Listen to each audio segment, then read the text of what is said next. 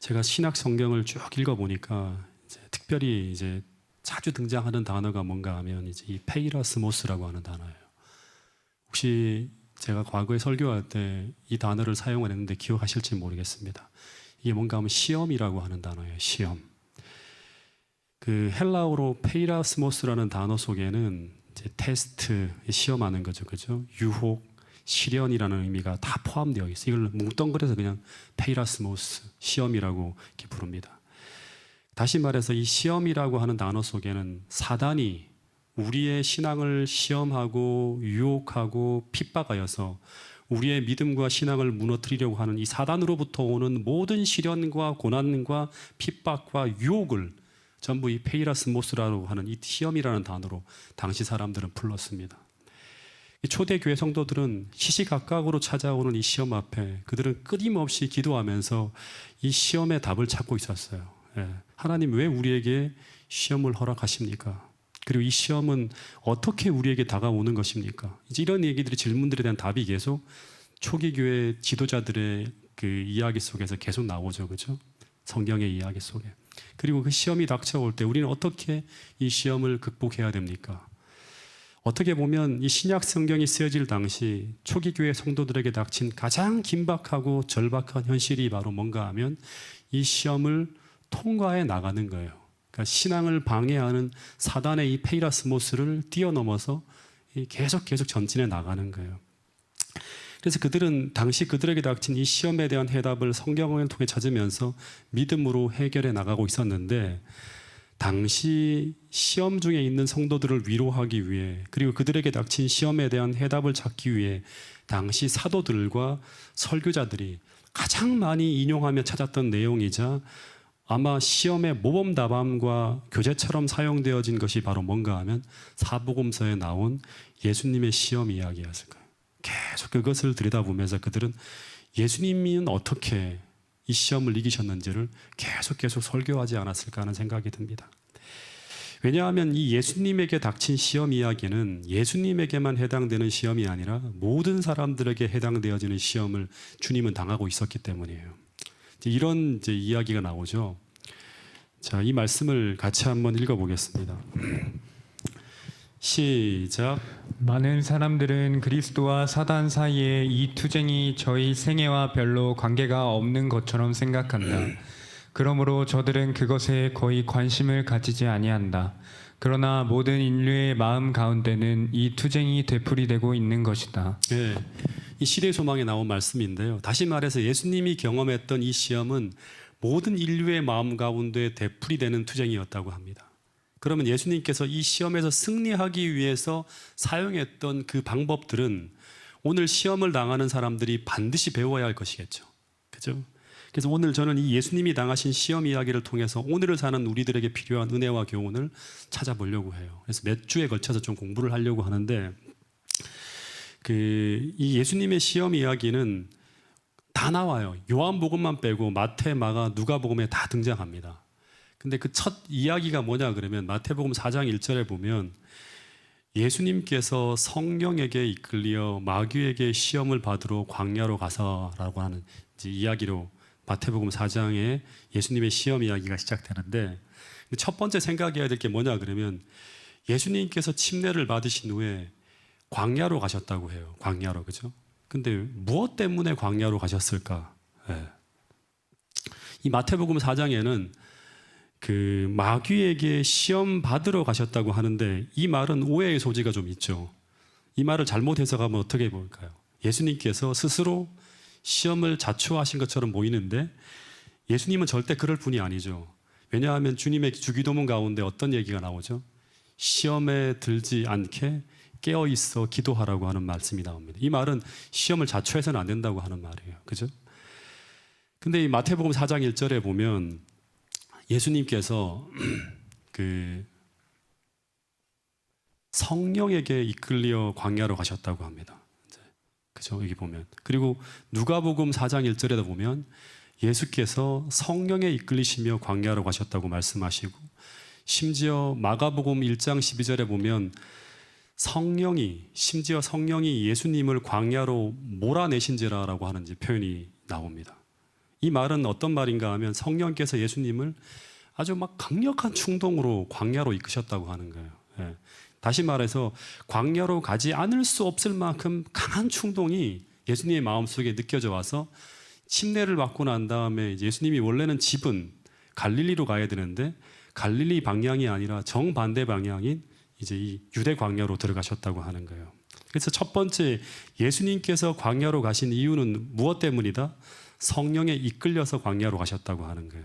그러면 또 하나 우리 생각해야 될 게 뭔가 하면 성령께서 무엇 때문에 예수님을 광야로 인도하셨을까 하는 거예요. 예.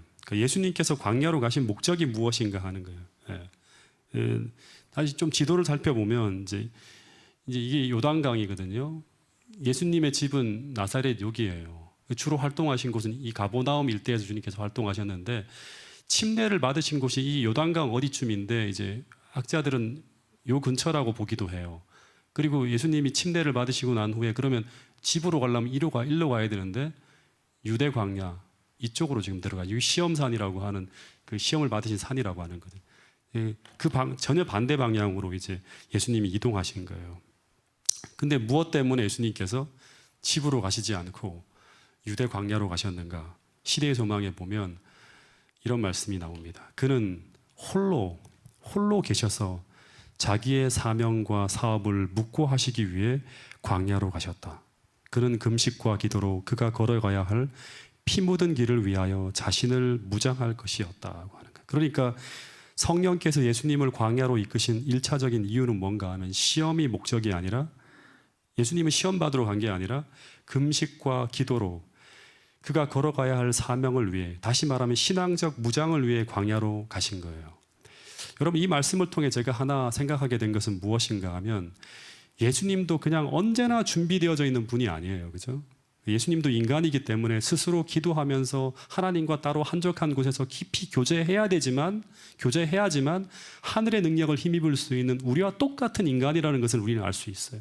그래서 그분은 우리의 모본이 되시는 거예요. 여러분, 광야라고 하는 것은 이제 이 광야에 대해서 잠깐만 좀 생각해 보면 성경에 보면 광야는 어떤 곳입니까? 예.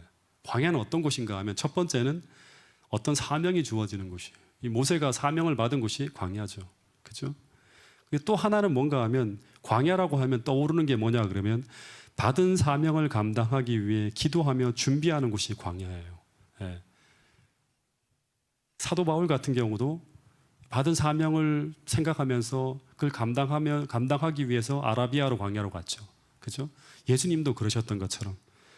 그리고 또 하나는 뭔가 하면 이 광야라고 하는 것은 고난의 장소 혹은 시험의 장소이기도 합니다. 예. 출애굽기를 보면 이스라엘 백성들이 홍해에서 침례를 받고 어디로 갑니까? 광야로 들어갔을 때 그 광야는 이스라엘 백성들이 가나안에 들어가기 직전 훈련과 준비의 장소이기도 했지만 그러나 어떻게 보면 광야는 물이 떨어지고 양식이 떨어지는 가운데 그들의 믿음이 시험되어지는 고난의 장소, 시험의 장소이기도 했다고 하는 것입니다. 마찬가지로 예수님도 침례를 받으신 후에 이 광야로 공생애를 준비하기 위해 들어가셨는데 근데 주님은 그곳에서 큰 믿음의 시험을 겪으시게 됩니다. 이제 우리가 하나 정말 이 예수님의 시험에 대해서 공부하면서 꼭 하나 생각해야 될 게 뭐냐 그러면 광야로 들어가기 직전에 주님께서 어떤 경험을 하셨는가 하면 요단강에서 침례를 받으셨어요. 근데 예수님께서 침례를 받을 때 그분에게 벌어졌던 모든 경험들은 이 침례식 때 벌어졌던 경험들을 좀 생각해 봐야 되는데 이 경험들은 당시 사람들만을 위해 주어진 것이 아니라 이 침례식 때 벌어졌던 이 경험들은요 이후 광야에서 시험을 당하시는 주님에게 그 시험을 물리칠 수 있는 대단히 중요한 경험들이었다고 하는 거예요. 예. 여러분, 예수님이 침례식 때 어떤 일이 벌어졌죠? 한번 생각해 보세요. 어떤 일이 벌어졌죠? 첫 번째는 예수님께서 침례를 받으시고 물에서 탁 올라올 때 성령이 비둘기같이 내려옵니다. 예. 굉장히 찬란하게 내려와요. 그리고 또 하나가 뭐냐 그러면 하늘로부터 음성이 들렸다고 합니다. 먼저 성령이 비둘기같이 그분에게 임하는 이 장면은 무엇을 연상시키는가 하면 마치 이스라엘의 왕들이 왕으로 등극할 때 그때 제사장이 왕에게 기름을 붓는 장면, 관유하는 장면을 연상시켰어요. 성령은 기름으로 항상 상징되어지고 있었기 때문에요. 다시 말해 이것은 마치 하늘이 예수님을 이제 메시아로서 왕으로서 공적으로 인정하는 장면이 쫙 펼쳐지는 거예요. 그리고 그 다음에 그것만이 아니라 하늘에서 직접 들려온 음성이 들려오는데 이게 뭔가 하면 이는 내 사랑하는 아들이고 내 기뻐하는 자라는 소리가 예수님의 귓가에 막 들려옵니다. 그래서 이것은 그동안 주님께서 그 어머니를 통해 들어온 이야기, 너는 메시아라고 하는 이 이야기를 이제 공적으로 확인하는 것이 바로 뭔가 하면 침례식 때 벌어진 사건이었어요. 근데 이것은 인간으로 오신 주님에게 어마어마하게 믿음의 감동을 주었을 거예요. 네. 왜냐하면 이 광야의 시험의 핵심이 바로 뭔가 하면 많은 부분이 뭔가 하면 너가 정말 하나님의 아들인가? 너 아니야 라고 하는 거예요. 너가 정말 하나님의 아들 메시아인가를 시험하는 거예요. 네. 진짜 이 교회가 진리교회가 맞는가? 끝없이 우리를 시험할 거예요. 너희들이 믿고 있는 게 진짜인가? 이걸 끝없이 시험하는 게 뭔가 하면 사단의 시험이에요. 근데 이 침례식 때 벌어진 이 믿음의 경험은 바로 그 시험을 대비하게 하는 것이었다고 하는 거예요. 그래서 하나님은 먼저 시험을 겪기 전에 아주 엄청난 시험이 닥쳐올 텐데 그 시험을 겪기 전에 그 믿음의 경험을 갖게 한 후에 주님은 광야의 시험 속으로 인도되어졌다고 하는 거예요. 네. 마치 출애굽 당시에 이스라엘 백성도 똑같죠. 광야의 시험을 겪기 전에 홍해에서 경험한 그 홍해가 갈라지는 어마어마한 경험을 그들이 가져요. 그죠? 그 다음에 이 이집트의 열재앙이라고 하는 엄청난 어떤 그런 이 믿음의 경험을 가지고 그들은 광야 속으로 인도되어집니다. 비슷한 패턴으로 등장하는 걸 보게 됩니다. 그래서 하나님은 시험이 있기 전에 그 시험을 대비하게 하는 준비의 과정을 항상 갖게 하는 것을 보게 됩니다. 다시 말해서 시험을 대비할 수 있는 충분한 빛을 주신 후에 그 다음 시험을 맞이하게 한다고 하는 것이 성경에 언제나 등장하는 일관된 패턴이라고 하는 거예요. 여러분 그래서 이런 말씀이 있는 거예요. 이 말씀을 또 한 번 우리가 깊이 생각하면서 읽어보도록 하겠습니다. 고린도전서 10장 13절 말씀이에요. 시작. 사람이 감당할 시험 밖에는 너희가 당한 것이 없나니 오직 하나님은 미쁘사 너희가 감당하지 못할 시험 당함을 허락하지 아니하시고 시험 당할 즈음에 또한 피할 길을 내사 너희로 능히 감당하게 하시느니라. 네, 그래서 먼저 우리가 믿음의 시험을 당할 때 첫 번째 먼저 우리가 꼭 기억해야 될 게 뭔가 하면 현재 암울한 상황만을 바라보면 안 되고 먼저는 뭐를 돌아봐야 한다? 뒤를 돌아봐야 한다고 하는 거예요. 우리를 지금까지 인도한 그 하나님의 섭리를 돌아보며 기억해내야 돼요. 예수님이 그렇게 했던 것처럼. 그래서 우리는 기도해야 되는 거예요. 기도할 때 성령은 우리를 그 기억 속으로 인도하시는 거예요. 그리고 돌아보면 우리가 뒤를 돌아보면 그 시험의 때 우리가 붙들 수 있는 모든 필요한 것들이 이미 충분하게 주어져 있다고 하는 것을 확인할 수 있어요. 하나님께서 그때를 대비해서 우리를 다 준비시켜 놓으신 거예요. 눈을 감으면 안 되는 거예요. 현재 암울한 상황에 눈을 감으면 안 되는 거예요. 그래서 또 하나 현재 내게 닥친 그 시험은 지금까지 내게 주신 그 믿음을 가지고 그 빛을 가지고 싸우면 능히 감당할 수 있는 것이라고 하는 확신을 가져야 한다고 하는 것입니다. 왜냐하면 현재 내게 주어진 그 시험은 그 어떤 것이 되었다 하더라도 절대 우리의 믿음을 넘어서는 시험은 절대 이르러 올 수 없기 때문이라고 하는 사실입니다. 왜냐하면 하나님은 우리로 감당할 시험만을 허락하시는 분이기 때문이라고 하는 사실입니다. 이 사실을 꼭 믿게 되기를 간절히 바라겠습니다. 첫 번째, 하나님은 시험을 주기 전에 먼저 과거의 경험을 통해 준비하게 하신다. 이걸 기억해야 되고요. 두 번째, 우리는 큰 시험에 직면할 때 항상 지금까지 인도한 하나님의 섭리를 돌아보아 현재 내가 직면한 이 시험과 싸울 수 있는 믿음을 확보해야 된다. 이거 우리가 또 기억해야 돼요. 그 세 번째는 현재 내게 주어진 그 시험은 지금까지 내게 주어진 빛을 가지고 능히 감당할 수 있는 시험이라고 하는 사실을 우리가 믿어야 된다고 하는 것입니다. 이 세 가지를 꼭 마음에 담고 여러분들의 마음속에 새기게 될 수 있기를 간절히 바라겠습니다. 어쨌든 주님께서 이제 요단강을 떠나서 성령의 인도하심으로 광야로 들어가셨는데 근데 그 환경이 완전히 달라져 버렸습니다. 요단강에서는 성령이 비둘기같이 내려오고 하나님의 음성이 들려지는 모든 것이 분명하고 확실한 환경이에요. 근데 광야에서는 이 모든 것이 다 의심과 의혹으로 가득 찬 환경으로 다 바뀌어 버렸어요. 이 출애굽 당시 홍해를 건너서 광야로 들어간 이스라엘 백성들이 겪는 시험과 비슷한 상황이죠. 홍해를 건널 때는 모든 것이 확실한 환경이었어요. 하나님이 계시다는 게 너무나 확실하고, 그분께서 우리를 사랑하신다는 게 너무나 확실하고, 그분께서 우리를 돌보신다고 하는 게 너무나 확실한 환경이었는데, 광야에서는 모든 것이 의심과 의혹으로 가득 찬 환경이 되어버렸어요. 물이 떨어지고 양식이 떨어지고 아말렉이 쳐들어오는 이 모든 시험이 다 하나님이 계신가? 하나님이 우리를 돌보시는가? 이게 이런 생각들을 계속 하게 만드는 상황으로 변해버리는 거예요. 마찬가지로 주님께서 이제 침례를 받고 공생애를 시작했는데, 그 침례식 이후 예수님을 메시아로 인정하고 따르는 사람들은 아무도 없어요. 예. 그리고 광야에서 40일 동안 금식하면 이 사명을 감당할 능력과 은혜를 기도하며 기다리고 있는데, 그런데 그 어떤 음성도 들려오지 않는 거예요. 기도 응답이 없는 거예요. 근데 우리에게도 이런 일이 벌어질 때가 있지 않나요? 그렇죠, 그렇죠. 예. 근데 왜 이런 일이 벌어지고 있는가? 그 이유를 설명해 드릴 테니 한번 잘 들어보세요. 그 이유는, 사단은 이 지구가 자신의 소유라고 주장을 합니다. 예. 그 이유의 근거로 언제나 사단이 온 우주 앞에 제시하는 것이 바로 뭔가 하면, 아담 이후로 이 지상의 모든 사람들은 다 자신을 따르고 있다고 주장을 합니다. 근데 예수님께서 그 주장이 틀린 주장이고, 그 주장은 잘못되었다고 주장하면서 친히 인간이 되어 이 땅으로 오셨다고 하는 이야기가 시대의 소망 가운데 나옵니다. 그래서 사단은 좋다, 그렇다면 그 인간 예수를 시험해 달라고, 하게 해달라고 하나님께 요구를 합니다. 다시 말해서 예수가 정말 순수한 인간으로서 그 어떤 신성의 능력도 사용하지 않고 끝까지 하나님을 순종할 수 있는지 한번 시험해 보자고 했고, 하나님은 그 제안을 허락하셔야 했다고 합니다. 그래서 예수님이 하나님으로서의 신성을 다 내려놓고 철저하게 육신을 입은 인간으로 오셔서 끝까지 사단의 제의에 따르지 않고 끝까지 순종하시며 사단의 주장을 논박하셔야 될 만 되는 그런 상황에 딱 처하게 되는 거예요. 그래서 사단의 시험이 이제 시작되어지는 거예요. 근데 사단의 시험이 시작되어지자 어떤 일이 벌어졌을까요? 시대의 소망에 보면, 사단은 이 투쟁의 결과가 너무나 중대해서 사단은 직접 자기의 모든 부하를 이끌고 예수님이라고 하는 한 분을 쓰러뜨리기 위해서 광야로 다 집결합니다. 그러자 시대의 소망에 보면 이런 변화가 예수님에게 이르러 왔다고 합니다. 예수님께서 광야로 나가셨을 때 처음에는 하나님과 교통하는 일에 열중해서 인간의 연약함을 완전히 초월하십니다. 그래서 하나님의 임재의 빛이 충만하게 둘리어 있었고, 그리고 그의 마음이 아주 밝고 행복하고 활기찼어요.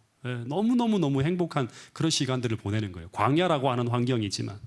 그런데 갑자기 사단이 예수님의 주위를 다 포위합니다. 그리고 하늘에서부터 오는 모든 빛을, 임재의 빛을 차단해요.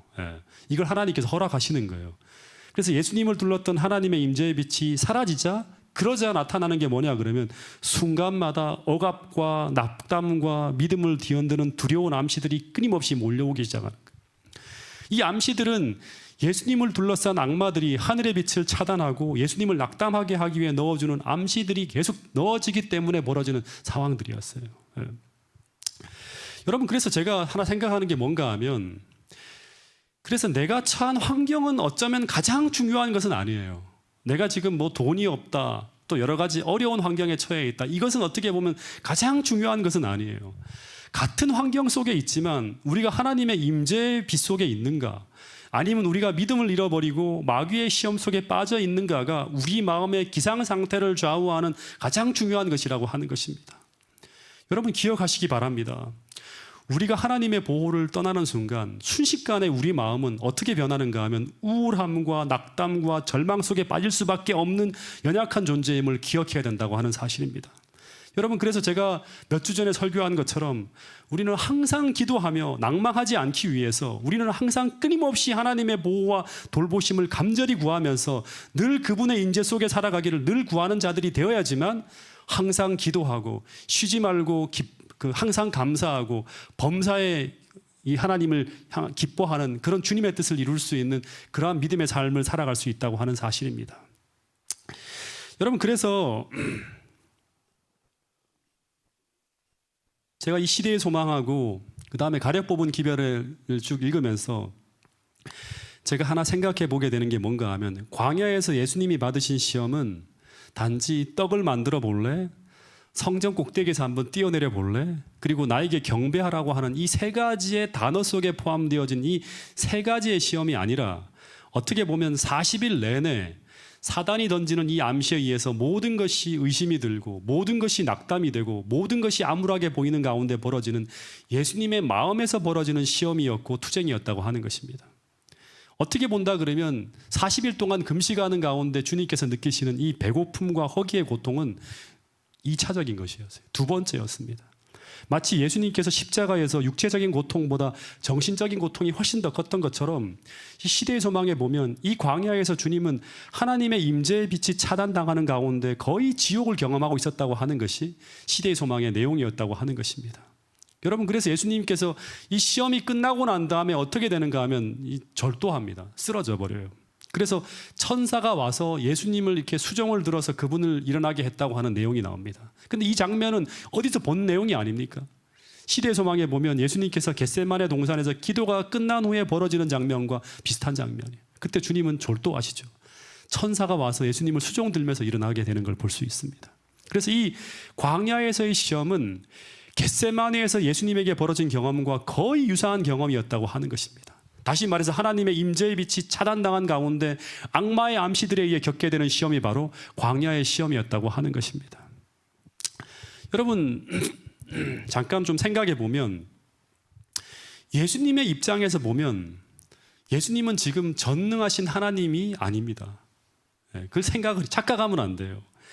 지금 예수님은 철저하게 인간이기 때문에 그분은 지금 그 앞에 어떤 일이 벌어질지 아무것도 모르고 오직 성령에 이끌려서 광야로 가고 있는 거예요. 우리와 똑같은 입장입니다.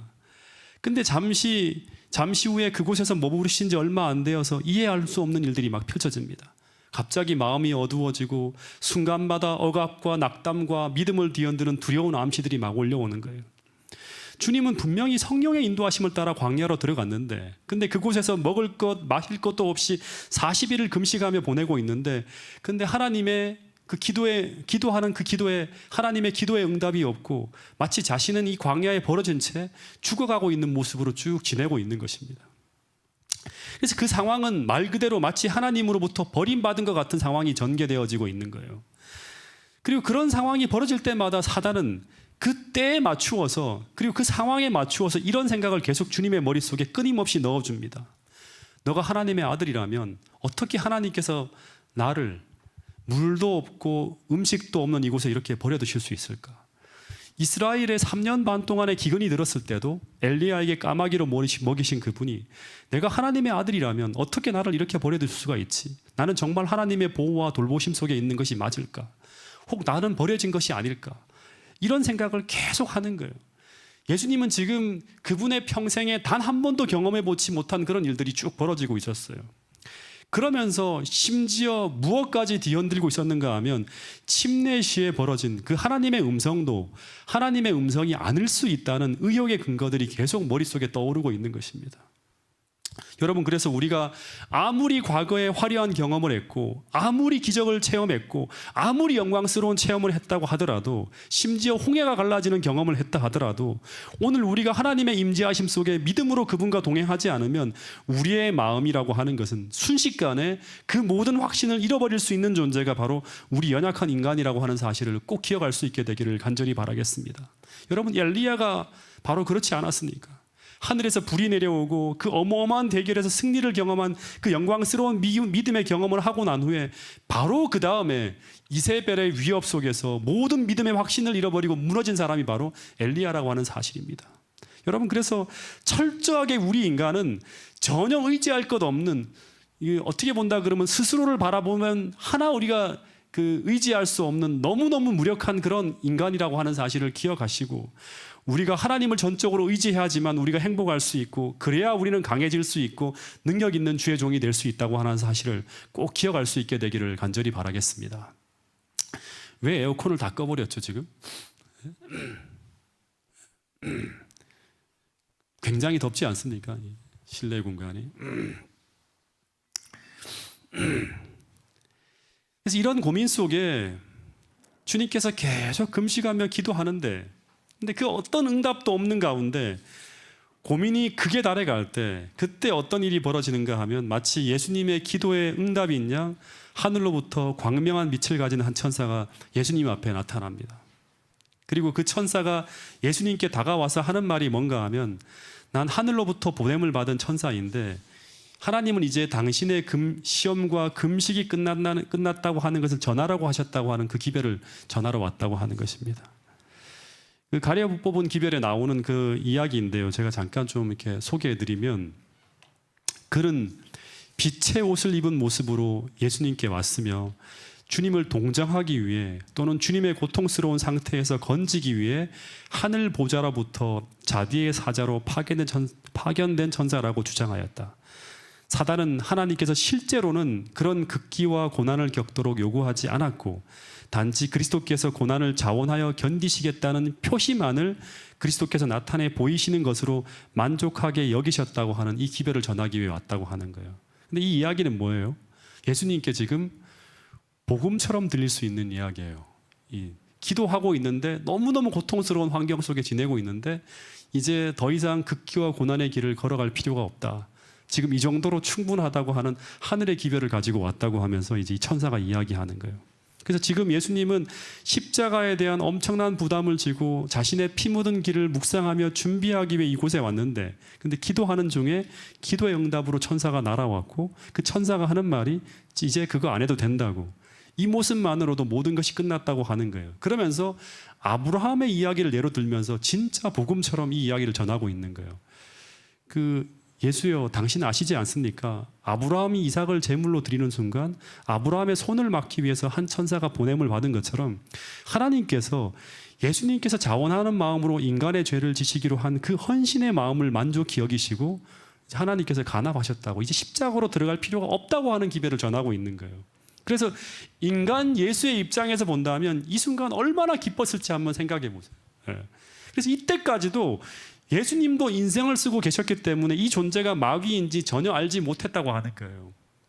여러분 창세기 3장을 공부할 때도 말씀드렸듯이 마귀는 언제나 그 존재가 조금도 마귀일 것이라고는 예상할 수 없을 만큼 그렇게 완벽하게 우리를 속일 수 있는 존재가 누구인가 하면 바로 사단이라고 하는 거예요.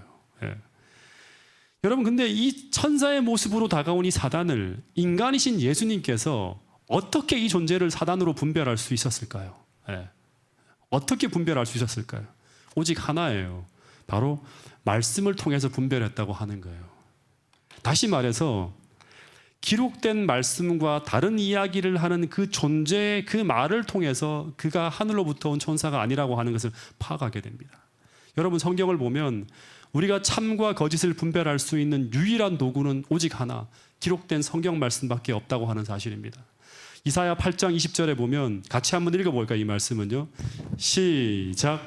마땅히 율법과 증거의 말씀을 따를지니 그들이 말하는 바가 이 말씀에 맞지 아니하면 그들이 정녕 아침빛을 보지 못하고. 네, 그 사람들이 말하는 것이 우리는 분별할 수가 없어요. 그 사람의 속도 볼 수 없고 그 사람이 어떤 마음과 동기를 가지고 말하는지 알 수가 없어요. 그래서 오직 하나 마땅히 율법과 증거의 말씀을 따를지니 그들이 말하는 바가 이 말하는 바를 통해서만이 알 수 있는 거예요. 여러분 그래서 이 마지막 시대를 살아가는 우리가 얼마나 부지런히 이 말씀을 읽고 연구해야 되는지 우리는 꼭 깨달아야 한다고 하는 사실입니다. 결국 우리는 마지막 때 이 말씀의 부족으로 미혹되어지고 이 말씀의 부족으로 무너지게 될 것이라고 이야기합니다. 호세아 4장 6절에 보면 내 백성이 무엇이 없음으로 망하게 된다? 지식이 없음으로 망하게 된다고 하는 것입니다. 마지막 시대 예수님께서 이 마지막 시대에 벌어질 예언의 말씀을 보면 거짓 그리스도와 거짓 선지자가 창궐할 것이라고 합니다. 그것이 마지막 시대의 시험이고 마지막 시대의 흔들림이라고 하는 것입니다. 여러분 그래서 지금 현대 진리로 무장하고 이 시대의 기별을 마음에 담고 날마다 그 어떤 것에 시간을 투자하기보다 하나님의 말씀을 읽고 연구하는 일에 최선을 다할 수 있는 여러분과 저가 될 수 있기를 간절히 바라겠습니다. 여러분 예수님이 며칠을 금식하셨죠? 40일을 금식했어요. 40일을 금식하면 우리 몸이 어떻게 될까요? 인간으로 오신 예수님을 생각하셔야 돼요. 또 하나 예수님이 어디에서 금식을 했나요?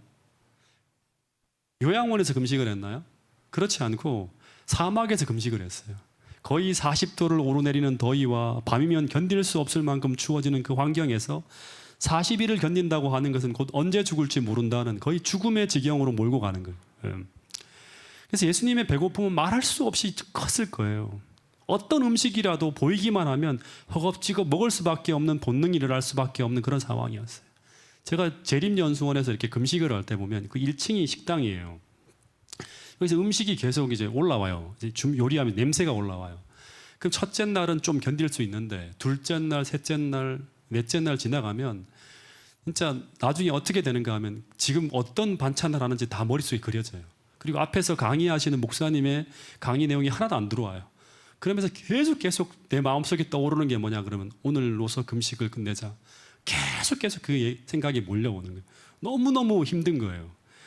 근데 마찬가지로 예수님께도 지금 저 같은 경우는 일주일 금식하는데도 그 정도인데 예수님은 지금 40일을 금식하고 있는 거예요. 그러니까 음식을 갈망하는 그 갈망이 상상할 수 없을 정도로 큰 그런 상황이었어요. 근데 그렇게 음식을 갈망하고 있는 그 순간에 중요한 것은 그 타이밍에 천사의 모양을 한 존재가 예수님께 나타나서 주님을 구원하려고 한다고 하는 거예요. 너무너무 감사하고 있는데 갑자기 천사가 멈칫하면서 이런 말을 하는 거예요. 시대 소망에 보면 어떤 내용이 나오는가 하면 예수님이 40일 동안 금식했기 때문에 몰골이 거의 사람이 아니에요. 완전 피골이 상접한 상태로 변해 있는 거예요. 암 환자들 알죠? 마지막 단계. 거의 그 상황이에요. 근데 그런 예수를 보며 갑자기 사단이 이런 의혹의 말을 꺼냅니다. 내가 당신이 하나님의 아들인 줄 알고 왔는데 당신의 몰골을 보니까 혹시 하나님의 아들이 아닌지도 모르겠다고 하는 거예요. 내가 다시 말하면 내가 잘못 찾아온 건지 아닌지 모르겠다고 하는 거예요. 그러면서 하는 말이 뭔가 하면 아차 하늘에서 반역이 일어났는데 그 반역한 천사 중에 가장 강한 천사 중 한 천사가 쫓겨났는데 당신의 지금 외관을 보니까 하나님에게서 버림받고 사람에게서 외면받은 그 타락한 천사가 바로 당신인지도 모르겠다고 하는 거예요. 그러면서 하는 말이 뭔가 하면 그것이 아니라면 그것을 확인할 수 있는 방법이 딱 하나 있다고 하는 거예요. 그것이 바로 뭔가 하면 당신이 진짜 성경에 예언된 그 하나님의 아들 메시아라면 그 신성의 능력을 한번 행함으로 당신 스스로를 구원해 보라고 하는 것입니다. 그러면서 주변에 널려 있는 떡덩이 돌들을 쫙 보면서 저 돌들을 떡으로 만들어 보라고 하는 거예요. 왜냐 그러면 당신이 하나님의 아들이라면 창세기 1장에 그 창조의 모든 것들을 행한 분이 아니냐고. 그렇다면 그 능력을 사용해 보라고 하는 거예요. 내가 만일 하나님의 아들이거든 명하여 이 돌들이 떡덩이가 되게 하라. 이게 바로 사단의 시험이었어요. 여러분 유혹은 항상 이렇게 시작되는 거예요. 다시 말해서 사단은 항상 그 순간 우리에게 가장 필요한 것들, 우리가 가장 갈망하는 그것들을 발판으로 해서 우리에게 접근해 들어온다고 하는 것입니다. 예를 든다면 내가 절박하게 지금 돈이 필요한데 안식일을 포기하면 돈을 벌 수 있는 직장을 제시한다든가, 내가 너무너무 외로운 처지에 있는데 믿지 않은 이성을 만날 기회를 제공한다든가, 내가 무엇인가 무료하게 지낼 때 아주 재미있는 어떤 것을 가지고 온다든가 하는 이런 거예요. 이게 바로 사단이 우리를 시험하는 보편적인 방법이라고 하는 거예요.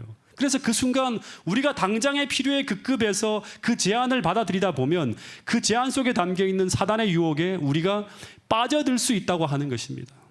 여러분, 그래서 우리는 먼저 우리의 필요를 따라 결정하고 선택하고 판단할 것이 아니라 먼저는 그 제안이 하늘로부터 온 제안인지 아닌지, 그 선택이 정말 하늘의 축복을 가져올 것인지 아닌지를 판단해야 된다고 하는 것입니다.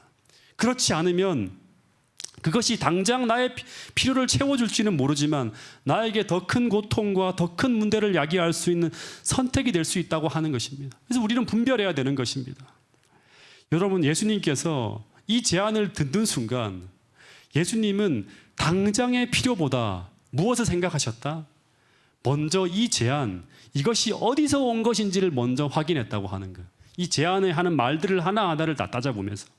근데 이 음성은 하늘로부터 온 것이 아니었습니다. 왜냐하면 분명히 바로 40일 전에 예수님께서 침례 받으실 때 어떤 일이 벌어졌습니까? 하늘이 열리고 이는 내 사랑하는 아들이요 내 기뻐하는 자라는 아버지의 음성이 아직도 귀에 쟁쟁한데, 근데 그 하나님으로부터 보냄을 받았다고 하는 천사가 그 분명한 하나님의 음성을 불신하게 만드는 말을 하고 있는 것입니다. 그것이 바로 뭐예요? 내가 하나님의 아들이거든 하는 거예요. 예. 여러분, 근데 문제는 뭔가 하면 이 중요한 거예요. 이 문제는 이 제안이 사단으로부터 온 제안이라는 것을 알기는 알아도 문제는 내 형편과 처지가 이것을 거절하기에는 너무나 절박한 처지라고 하는 거예요. 너무너무 지금 배가 고프고 힘든 거예요. 40일 동안 금식했기 때문에 사람이 배고픔을 경험할 수 있는 가장 큰 배고픔을 경험하고 있는 상황이 지금 온 거예요. 육신의 연약할 때 연약해져 있는 거예요. 근데 이것을 거절할 수 있는가 하는 거예요. 1940년대 그 유고슬라비아에서 일어난 일입니다. 그 미로슬라브 키시라고 하는 이 한 사람의 이야기인데, 이 사람이 아버지가 일찍 돌아가시고 어머니와 사는데 형제가 11명이나 되었다고 합니다. 11명의 형제가 있었어요. 근데 이들은 전부 다 안식일 교인으로 아주 막 가난한 중에 있었지만 신실하게 안식일을 지키는 그런 가정이었어요. 근데 얼마나 가난했는가 하면 형과 동생이 이제 오전 오후반으로 학교를 다니는데, 형이 학교를 갔다 오면 교복을 벗으면 4살 터울의 동생이 그 옷을 입고 다시 학교를 갈 정도로 그렇게 이제 가난한 집안이었어요. 그리고 음식은 하루 한 끼를 먹으면 다행이었다고 합니다. 근데 당시 1947년이었는데 전쟁이 끝났지만 너무나 가난한 시절이라서 먹을 것이 없어서 미국으로부터 오는 원조를 받아서 우리나라처럼 옥수수, 밀가루, 가루 같은 식품으로 12식구가 겨우 먹고 살았어요. 예. 그나마 며칠에 한 번씩 이제 음식이 공급되어지는데 끊기는 날도 부지기수라고 했다고 합니다. 근데 어느 금요일 날이었어요. 북소리가 막 들려요. 북소리가 들리면 이제 광고를 한다는 거예요. 북소리가 막 들리면서 뭐라고 하는가 하면 내일 아침 9시 반에 식량 배급이 있겠다고 하는 이제 광고가 들렸다고 합니다. 예. 근데 금요일 날 저녁에 북소리가 들리면서 내일 9시 반에 뭘 한다? 음식을 준다고 하는 거예요. 근데 토요일 9시 반이면 안식일 학교가 시작되는 시간이었기 때문에 어머니가 굉장히 난처한 표정을 지으면서 식량 배급을 받으러 나가면 예배를 드리지 못하게 되고, 받으러 나가지 않으면 다음 식량 배급 때까지 며칠을 굶을 수도 있는 거예요. 그래서 어떻게 해야 되는가 고민이 되는 거예요. 예. 여러분이라면 어떻게 하시겠어요? 안식일 날 아침에 예, 그 나오면 뭐라 그러죠? 요즘에 재난지원금인가요? 그거를 주고 만약에 안 나오면 못 받는다. 이런 상황과 똑같은 거예요. 그래서 어머니께서 자식들을 쭉 모아놓고 상황을 설명한 후에 우리 기도한 후에 결정하자고 이제 가족들을 얘기하고 흩어졌다고 합니다. 그리고 기도가 다 마친 후에 다들 모여서 우리 무기명으로 투표를 하자고 무기명 투표를 했다고 합니다. 근데 투표한 용지를 펼치는데 어머니의 손이 떨리고 있었다고 합니다. 예. 그 투표 결과는 뭐냐 그러면 만장일치로 안식일을 지키며 다음 배급 때까지 굶기를 각오하자고 하는 투표 결과가 나왔다고 합니다. 이 어린아이들이 모두 신앙을 위해서 밥을 굶기로 결정을 한 거예요. 대단하죠, 그렇죠? 그리고 이튿날 아침에 이 배급을 타러 가지 않고 이 미로슬라브 가족이 모두 교회로 갔는데, 근데 그 교회에 놀라운 것은 아무도 없었다고 합니다. 심지어 집사님 그리고 날마다 설교하시는 장로님까지 다 배급을 타러 관청 앞으로 나가버린 거예요. 그러니까 먹고 사는 게 절박하니까 그렇게 되는 거예요. 여러분, 우리가 때때로 당장의 필요를 따라서 안식일마다 우리의 필요를 채우기 위해서 하나님의 명령이 아니라 사단의 제안을 따를 때가 많이 있지 않는가 생각해 봐야 돼요. 정말 깊이 생각해 봐야 돼요. 당장의 필요를 따라서 사단이 제안하는 그 모든 것들을 넙죽넙죽 붙잡을 수가 있어요. 무엇을 사고 어디에 가고 하는 것들. 근데 이때 이 어머니가 학교 교육도 받지 못한 분이에요. 근데 그 시간 아이들과 함께 교회에서 예배를 드려야 되는데 내가 글을 읽을 줄도 모르는 거예요. 그래서 아이들을 데리고 따듬따듬거리면서 예언의 신의 말씀을 읽는 것으로 안식일 학교 순서를 대신하고 또 설교 예배를 대신했다고 합니다. 어머니가 알고 있는 지식을 가지고 아이들에게 전하면서. 그리고 예배를 마치고 나자 얼마 지나지 않아서 그때서야 배급을 타러 갔던 교인들이 하나 둘 들어오는 거예요. 그리고 돌아와서 서로 말하기를 무슨 말을 했는지 아십니까? 그 기록에 보면 제자들이 안식일에 밀 이삭을 따는 것은 예수님께서 어떻게 하셨다?